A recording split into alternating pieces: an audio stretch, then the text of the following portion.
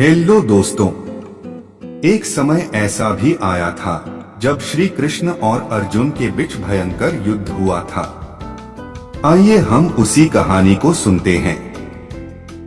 एक बार महर्षि गालव जब प्रातः सूर्यार्घ्य प्रदान कर रहे थे, तब उन पर आकाश मार्ग में जाते हुए चित्रसेन गंधर्व की थूकी हुई पीक गिर गई। मुनि को इससे बड़ा क्रोध आया।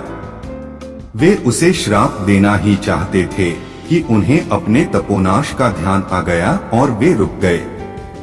उन्होंने जाकर भगवान श्री कृष्ण से फरियाद की, श्याम सुंदर तो ब्रह्मण्य देव ठहरे, झट प्रतिज्ञा कर ली कि 24 घंटे के भीतर चित्रसेन का वध कर देंगे। ऋषि को पूर्ण संतुष्ट करने के लिए उन्होंने माता देवकी तथा महर्षि के चरणों की शपथ ले ली। गालव जी अभी लौटे ही थे कि देवर्षि नारद वीणा झंकारते पहुंच गए। भगवान ने गालव जी के सारे प्रसंग को सुनाकर अपनी प्रतिज्ञा सुनाई। अब नारद जी को कैसा चैन। वे झटपट चित्रसेन के पास पहुंचे। चित्रसेन भी उनके चरणों में गिर अपनी कुंडली आदि लाकर ग्रह दशा पूछने लगे। नारद जी ने कहा, अरे तुम अब यह सब क्या पूछ रहे हो?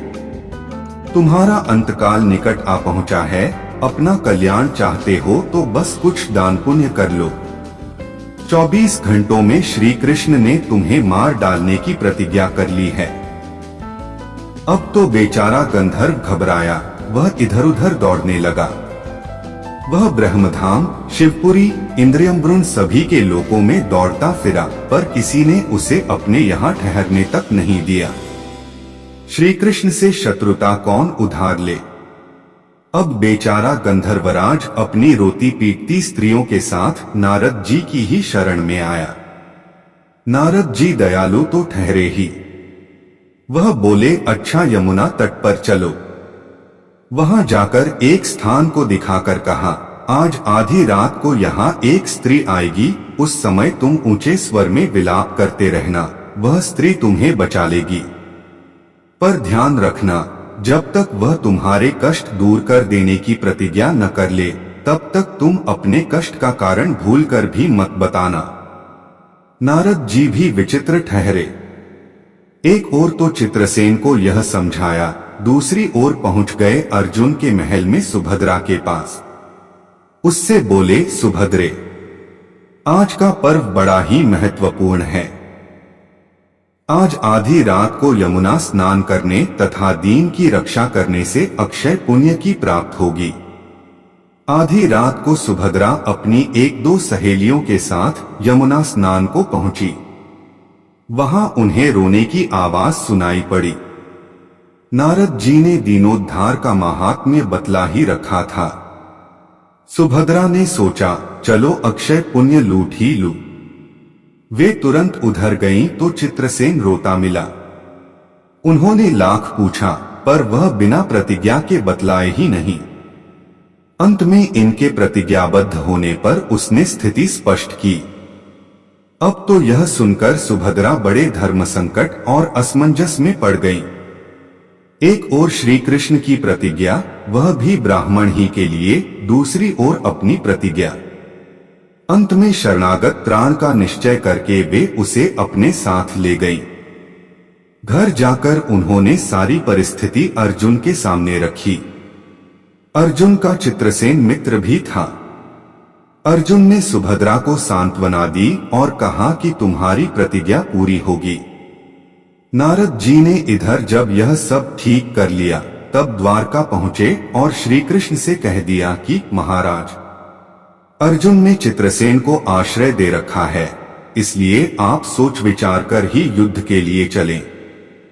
भगवान ने कहा, नारद जी, एक बार आप मेरी ओर से अर्जुन को समझाकर लौटाने की चेष्टा करके तो देखिए। अब देवर्षि पुण्य दौड़े हुए द्वारका से इंद्रप्रस्थ पहुंचे। अर्जुन ने सब सुनकर साफ कह दिया, यद्यपि मैं सब प्रकार से श्री कृष्ण की ही शरण हूं और मेरे पास केवल उन्हीं का बल है, मैं उनके बल पर ही अपनी प्रतिज्ञा की रक्षा करूंगा। प्रतिज्ञा छोड़ने में तो वे ही समर्थ हैं। दौड़कर देवर्षि अब द्वारका आए और ज्यों का त्यों अर्जुन का वृत्तांत कह सुनाया। अब क्या हो? युद्ध की तैयारी हुई। सभी यादव और पांडव रणक्षेत्र में पूरी सेना के साथ उपस्थित हुए। तुमुल युद्ध छिड़ गया। बड़ी घमासान लड़ाई हुई, पर कोई जीत नहीं सका। अंत में श्री कृष्ण ने सुदर्शन चक्र छोड़ा, अर्जुन ने पाशुपतास्त्र छोड़ दिया। प्रलय के लक्षण देखकर अर्जुन ने भगवान शंकर को स्मरण किया। उन्होंने दोनों शस्त्रों को मनाया। फिर वे भक्त वत्सल भगवान श्री कृष्ण के पास पहुँचे और कहने लगे, प्रभु, भक्तों की बात के आगे अपनी प्रतिज्ञा को भूल जाना तो आपका सहज स्वभाव है।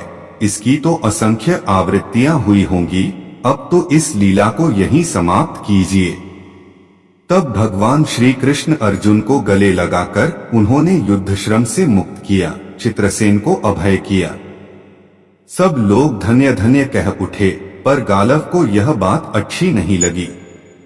उन्होंने कहा, यह तो अच्छा मजाक रहा।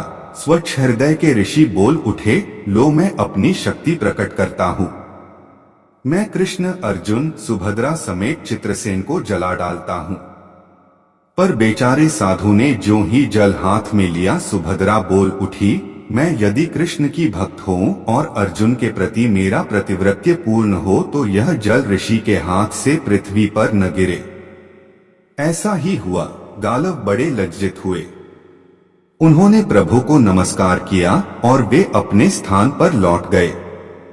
आप इसी तरह कहानी सुनते रहे, खुश रहे और हमारा चैनल जरूर सब्सक्राइब कर ले। धन्यवाद।